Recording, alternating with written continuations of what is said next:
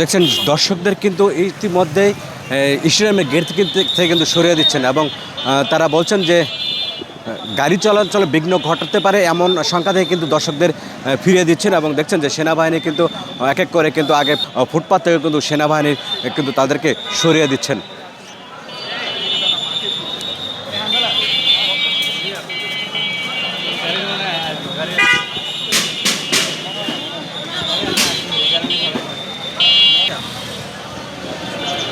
দর্শক দেখছেন যে খেলা দেখতে আসা যে দর্শকরা রয়েছে সেই দর্শকদের কিন্তু সরিয়ে দিচ্ছেন সেনাবাহিনী এবং তাদেরকে কিন্তু বারবার এর আগে কিন্তু সরিয়ে যেতে বলা হয়েছিল, এরপর কথা না শুনে কিন্তু আবারও কিন্তু সেনাবাহিনী তাদেরকে কিন্তু সরিয়ে দিচ্ছেন।